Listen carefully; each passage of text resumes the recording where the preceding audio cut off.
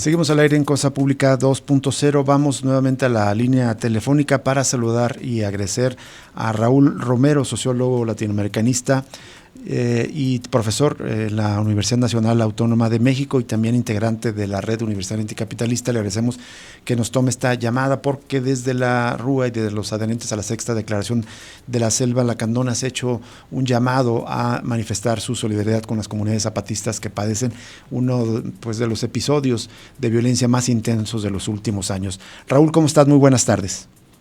Hola, ¿qué tal? Muy buenas tardes. Un saludo a todos por allá. Muchísimas gracias, Raúl. Te saluda Rubén Martín y te agradecemos que nos tomes esta llamada. Hemos estado compartiendo comunicados del Ejército Zapatista de Liberación Nacional, notas también del Congreso Nacional Indígena, digamos, compartiendo la situación de violencia y evidentemente ahora del asesinato del padre del sacerdote Marcelo Pérez.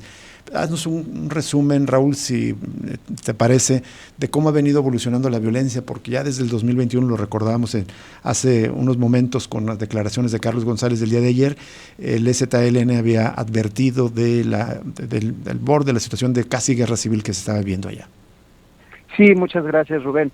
Efectivamente, en Chiapas, yo diría que en todo el país estamos en un escenario de guerra. Tenemos ejércitos armados, ejércitos irregulares, ejércitos del crimen organizado, tenemos al ejército federal desplegado por todo el país prácticamente, tenemos una policía militarizada, la Guardia Nacional, también desplegada por todo el país, tenemos grupos de corte paramilitar, tenemos grupos de autodefensa que se están armando el territorio. Es decir, no podemos obviar el escenario de guerra que se vive en el país, que lleva por lo menos desde 2006 recorriendo o extendiéndose por todas las geografías nacionales. A veces toca Tamaulipas, a veces Michoacán, a veces Guerrero, a veces Oaxaca, a veces Veracruz, hoy toca Chiapas. Cómo estas confrontaciones de estos ejércitos regulares e irregulares se van manifestando de manera cada vez más violenta en el territorio nacional. Tenemos 130,000 desaparecidos, tenemos miles de personas asesinadas, tenemos desplazamientos forzados, tenemos, en fin, un escenario de guerra que en el caso particular de Chiapas tiene dos características, me parece. Uno, un territorio en frontera, que es fundamental en la disputa por parte de estos grupos de ejércitos regulares e irregulares, todos ellos vinculados y con intereses económicos. Un territorio de frontera, por una de las fronteras en las que seguramente pasa una gran cantidad de personas de todo el mundo hoy, que vienen incluso desde África, desde Asia, cruzando por la frontera de Tapachula con vidas a llegar hacia Estados Unidos, y donde se ha configurado un poderoso negocio no solo de la trata de personas, sino también de el tráfico de armas, el tráfico de drogas, ¿no? Que están en la zona, ¿no? Dos grupos principales de estos ejércitos irregulares, con intereses económicos como corporaciones económicas, el cártel de Jalisco Nueva Generación y el cártel de Sinaloa, disputando la zona, con un ejército federal que es omiso, permisivo y que garantiza impunidad a esas confrontaciones, con una Guardia Nacional que está más responsable de contener el proceso migratorio, pero no de desmantelar a todos estos grupos criminales y sobre todo a las personas, a los que trafican con personas. Y este escenario de violencia, además, la segunda particularidad es que se da en un territorio donde existe un fuerte tejido social comunitario, donde hay organizaciones, pueblos que han resistido a largos procesos de colonización y de conquista, y entre ellos pues está precisamente el Ejército Zapatista de Liberación Nacional, ¿no? Un ejército que le ha apostado a la paz, que ha apostado toda su iniciativa a escuelas, hospitales, iniciativas culturales, diálogos, encuentros internacionales, pero que ya está en las fronteras de sus territorios estos grupos del crimen organizado, que decimos funcionan como una especie de policías corporativizadas, de ejércitos corporativizados, de policías subrogadas, ¿no? Que van haciendo esta limpieza de territorio, que van desmantelando este tejido social comunitario, y que generalmente lo que viene después de eso son las instalaciones de grandes proyectos económicos, minería, saqueo de recursos naturales, madereras, ¿no? Y en el caso particular de Chiapas, también vincularlo con el tema del Tren Maya. A grandes rasgos ese es el escenario, Rubén. Ahora, Raúl Romero, la narrativa me parece falsa, equivocada, digamos, de la guerra contra el narcotráfico en el Estado liberal, es que que hay unos malos que provocan la violencia y el Estado trata de combatirlos y a veces no puede. Me parece que esto no pasa aquí, probablemente en todo el país, pero especialmente en Chiapas, porque desde hace años, tanto el STLN como otras organizaciones, leíamos al empezar el programa una nota de la jornada en la que los habitantes de Panteló le ponen nombre y apellido a quienes asesinaron al padre Marcelo Pérez, al grupo de los Herrera. Es decir, desde hace años se sabe quiénes son, digamos, los generadores de violencia, como dice el propio gobierno, pero el Estado no actuó en contra de ellos. ¿Por qué razón? La violencia, ese tipo de violencia en la que hay una zona gris, en la que el Estado a veces pareciera fomentarla o tolerarla, ¿está sirviendo a qué intereses, Raúl? Mira, mi hipótesis es que en realidad también está que las corporaciones criminales no son un error ni son un saldo negativo, sino son la forma más evolucionada de las corporaciones económicas. Y que esas corporaciones económicas están también redefiniendo las funciones y los papeles del Estado. En realidad, si uno voltea a ver a la literatura crítica e histórica de formación de los estados, es justo lo que estamos viviendo hoy, ¿no? Esos ejércitos que van colonizando territorios, que van cometiendo genocidios, ¿no? Que van violando mujeres, que van desapareciendo poblaciones. O sea, esa es la génesis misma del Estado desde una perspectiva crítica, ¿no? No el contrato social como se ve desde una perspectiva liberal, sino es el despojo con un aparato militar y con un aparato jurídico por parte de las fuerzas económicas que sintetizan su poder en lo del Estado. Hoy estamos viendo, me parece, una redefinición del propio capital en una fase de crisis, pero que también da sus coletos para colonizar esos territorios que antes consideraba improductivos, para conquistar poblaciones que antes consideraba ociosas y también para redefinir los estados. Yo creo que esta lógica de las corporaciones criminales hoy no se pueden ver separadas o alejadas del Estado, sino como partes del mismo Estado, ¿no? Es decir, financiando candidaturas políticas, colocando también sus presidentes municipales, colocando sus propios gobernadores, colocando sus propios presidentes municipales, y creo que Chiapas es un ejemplo claro de eso, pero también otras partes del país. Entonces, esta violencia que genera o intenta generar miedo y temor entre las comunidades para que no se opongan al rediseño de esos territorios y poblaciones que se diseñan desde el Estado y las grandes corporaciones. ¿Podría ser una lectura más cercana? Exactamente, como sucedió también durante el proceso de conquista en el territorio nacional, ¿no? Poblaciones que se resisten a ese proceso de reorganización social y territorial y que viven la violencia directa de ejércitos regulares e irregulares. ¿Qué tal, Raúl? Te saluda Jesús Estrada, un gusto escucharte. Pues esta violencia estatal pues no se limita a partidos políticos o ni siquiera a partidos que se identifiquen con la derecha. Esto lo quiero preguntar porque desde los últimos años quien ha estado gobernando allá en Chiapas a nivel estatal es el Partido Verde y en alianza con el Partido Morena, que es el que ha estado gobernando desde 2018 el país. En ese marco es en el que se ha recrudecido la violencia contra los pueblos en Chiapas, considerando, digamos, estos primeros comunicados del STLN desde el año 2021 advirtiendo que se venía este peligro de una guerra civil. Sí, justo, ¿qué tal, Jesús? Mira, lo que Chiapas tiene esta particularidad, primero, he insistido mucho en que sobreviven todavía estas estructuras de élites coloniales, donde familias a sí mismas pasan el mando. O sea, uno encuentra los apellidos de abuelos, padres y nietos que fueron gobernadores o que fueron políticos. Basta revisar apellidos como Sabines o como Velasco, ¿no? El actual líder del Verde, ¿verdad? Viene de una familia política, ¿no? Chiapaneca. Exactamente, para entender eso que Rosario Castellanos habló de la gran familia chiapaneca, ¿no? Que son estas élites que fueron finqueros, fueron caciques, fueron terratenientes, ¿no? Y que ahora exploraron por los partidos políticos o por otra serie de negocios, que también están ahí en la zona. Frente a esa estructura de tipo colonial, que además son gente que piensa que la vida de una gallina vale más que la vida de un indígena, ¿no? Como decía el ex candidato también de Morena a la presidencia municipal, Canter, ¿no? Que también ha sido de estos grupos que están en la región, ¿no? Junto a esa violencia, junto a la violencia propia del capital, junto a la violencia paramilitar que también ha estado en la región de grupos permitidos, fomentados, financiados, entrenados por el propio ejército, para hacer una guerra de contrainsurgencia contra el zapatismo. Se combina esta guerra de las corporaciones criminales que decimos está recorriendo todo el territorio nacional, pero que llega de por sí a un territorio que ya tenía particularidades con esas violencias, ¿no?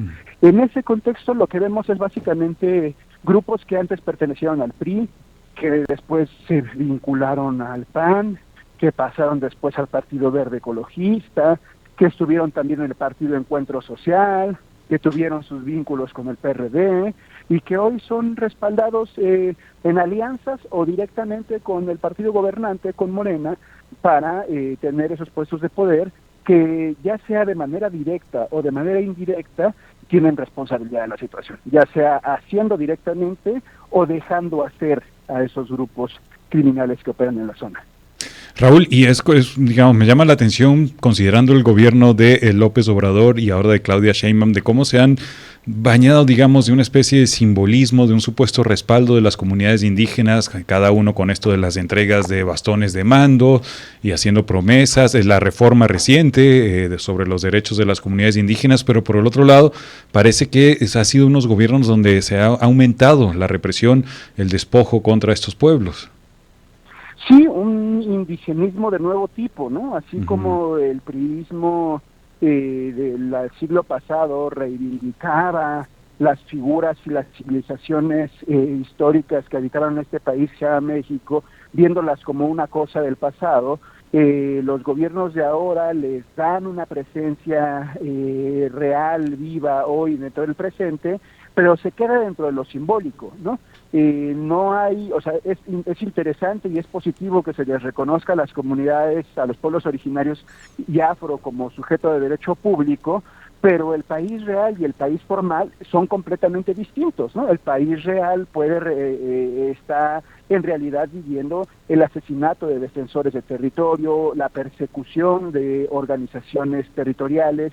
Mira, si vemos a largo plazo, por lo menos en lo que significa el periodo neoliberal hasta hoy, lo que identificamos son grupos del crimen organizado en una guerra contra la sociedad, contra los pueblos, sí, abiertamente, viviéndose la violencia de forma muy generalizada, pero particularmente con actores a los que se les persigue con una saña particular. Así es. Periodistas, defensores de derechos humanos y defensores del territorio como pueblos organizados, ¿no? Y uno voltea a ver Ostula, y uno voltea a ver Guerrero con la policía comunitaria, y uno voltea a ver al pueblo yaqui en Sonora, ¿no?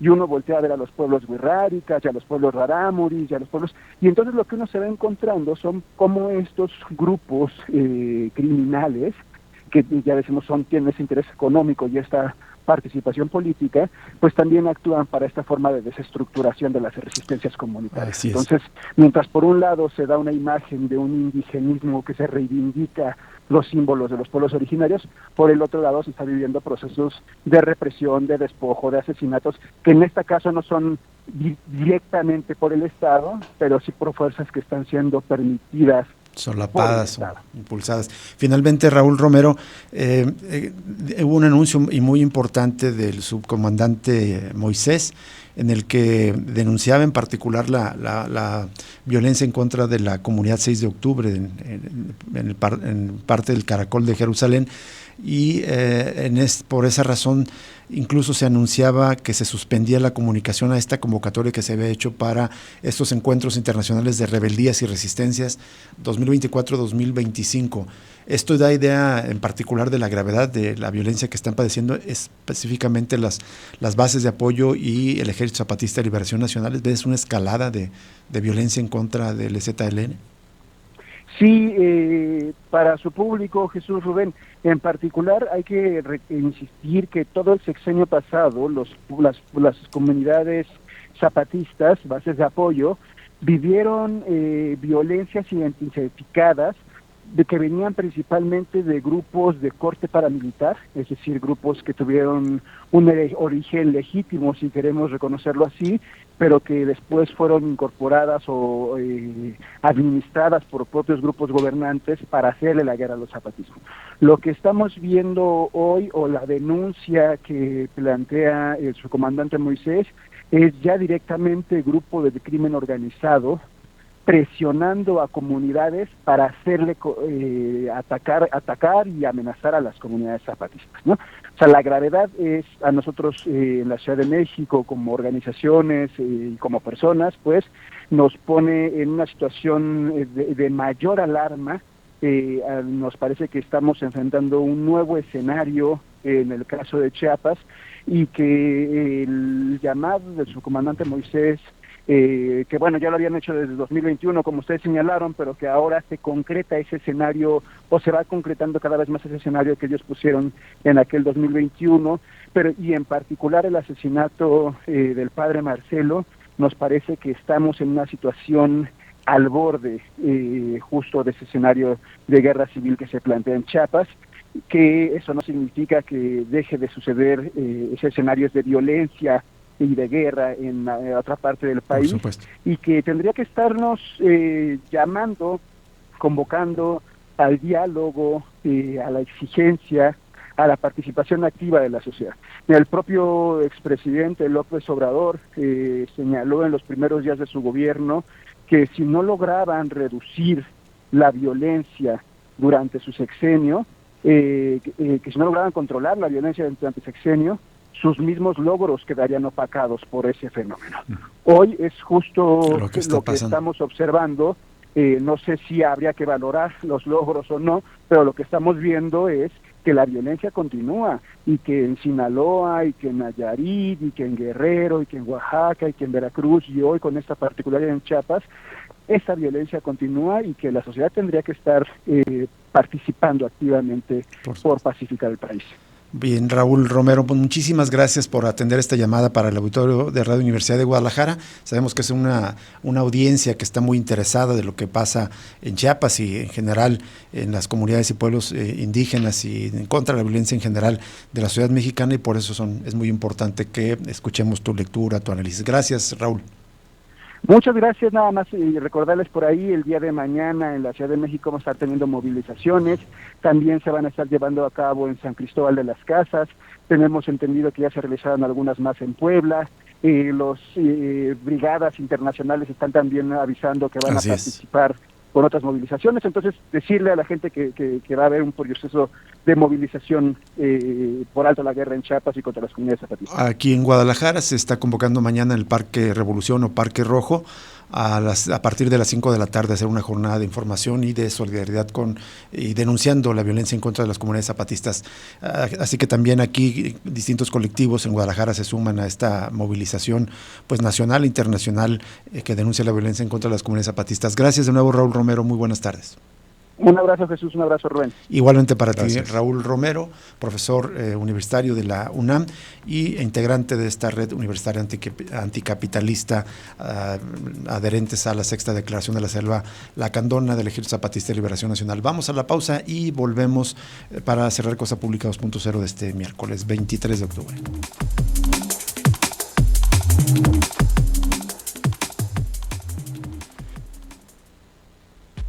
Ya regresa Cosa Pública 2.0 con Rubén Martín y Jesús